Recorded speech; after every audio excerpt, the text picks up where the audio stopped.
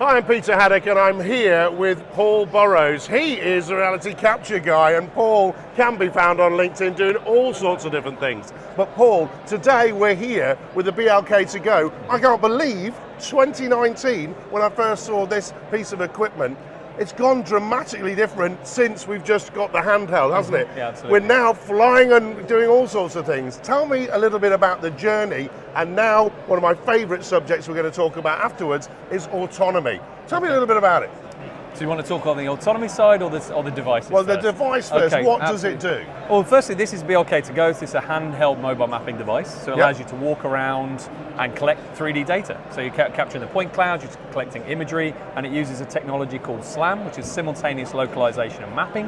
Right. So that allows you to walk and map the space and navigate at the same time. Fantastic. Okay, so it's collecting all that data up to 420,000 points a second. It's about half a terabyte of storage inside, so pretty much you can walk all day for a couple of days and still not fill the device. Yep. And then we can obviously process that data into our Cyclone suite or HXDR and view the point clouds and meshes that we create on the back end. And it's all accurate to within a centimetre in terms of the accuracy of the points. And point density is entirely on how many times you walk up and down an area or around an area to obviously fill the space as you're going around. So I can walk around slowly and fill more space. I can whip through a tunnel to just capture some basics, and that allows me to physically use a very, very handy, lightweight device to do that, and I can go into places that we can't normally reach with that. And also, there's robots that are going to have got this plonked on their heads now as well, isn't it? Well, to a degree, yeah. I'll tell you about that in a second. I was just going to say, in terms of the usability, I've seen this. We've got a pole attachment. There's a backpack attachment. There's also, we've seen customers dropping it down into wells and stuff. It can be used inverted. So there's lots of different use cases. It really is just, like you say, because of the nature of it being portable and small, you can do what you want with it effectively. But yeah, you can build up the data set progressively, so we could walk around this area multiple times to get more coverage. It's entirely up to the user, or just maybe do a quick pass for public safety or some counter-terrorism work or something like that. Well, it sounds very exciting, counter-terrorism stuff. That's really cool. But come on, we've got to talk about the autonomy now, because this is the next step in the whole journey that we're taking with the BLK to go.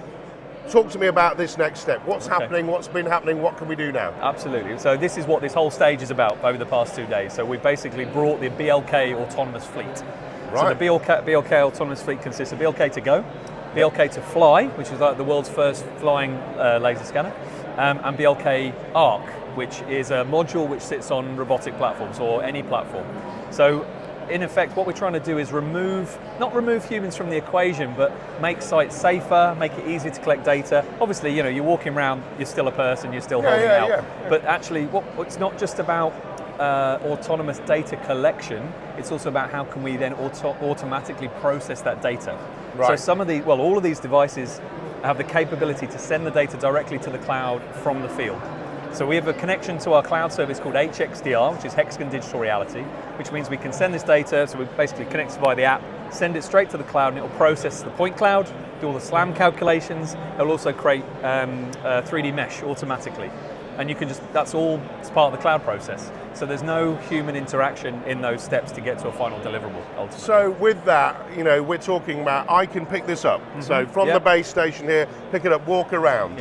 I then put this back in a dock? Just leave it connected to your phone, synced up to your phone or a Wi-Fi hotspot, and send it off to the cloud. So it gets sent off to the cloud. How quickly do I get that data back then from what I've been doing? Okay, well, it depends on project size. Yeah, of course. So if you know whether it's this whole building or just typically within a couple of hours you would end up with your process data and your meshes that you can then download and reuse in other locations as well.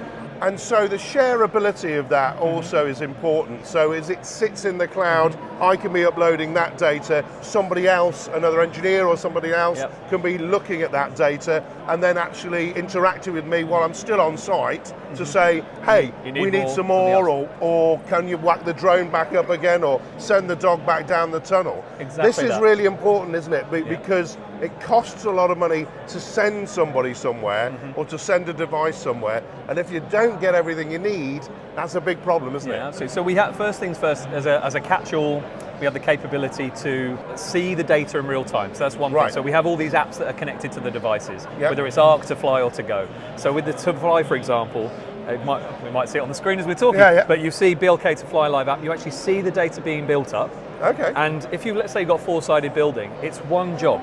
So it will go up, you do your buildings, you do each side of the building, you can do the top of the building, and there's no registration, because obviously you've scanned it as one job lot of data. And then you can just can upload that data to the cloud, and we will have connections into HXDR from our other software solutions as well. So it might be, I don't know, let's say you're opening up Cyclone 3DR, there'll be a button in there that says connect to HXDR, like we can already do with Cyclone Enterprise, and read that data directly into the software. So it means then that the CAD user, the person doing deviation reporting, can directly access that data, a short time after it's been collected in the field. And like you said, review it, check it, do you need more data, or whatever. And so fundamentally, we've got a huge amount of data, huge amount of tiny points in the cloud that come from this device. We've now sent it on its way, on its own, through the air with the flying version. We've actually put it on Spot the Dog. And what do you think we can do in the future for things like this? Because we're seeing this being miniaturized to this style. Can we go even further down and maybe even have a Spider that's got another similar sort of device on it in the future? Where do you see it going? I mean, first things first, I think everything will probably get smaller and smaller. There are some limitations around the laser technology you're using and the miniaturization of that. But everything's getting smaller, lighter, ideally faster. In terms of, for me at the minute, I think we're in a really good position in terms of the hardware, because we've pretty much standardized across the autonomy range with this kind of dome and the look and feel, even the BLK 24/7 up here as well. It's the same LiDAR technology being deployed in multiple use cases. But what I think we'll then see is a real push around the automation on the software. So using segmentation, classification, AI, machine learning, even edge computing, doing stuff at the device level. So we're almost doing stuff at the device level here. So when it's up in the cloud, we've already done that pre-processing. Okay, that's where I see it going, and I hope it goes. But for the meantime, obviously, this is if you think about the BLK Arc and to Fly, they're announced the back end of 2021. So we're kind of at the beginning of that autonomous journey. The good thing about BLK Arc is it's not just for the Spot platform that we've seen here today. Because it's a module, we can put it on others. So there's cheaper ones, there's more robust ones, there's ones that can go into nuclear zones. So it just depends on how you want to use the technology as well. So I think we'll also see different use cases for how people who want to deploy the tech.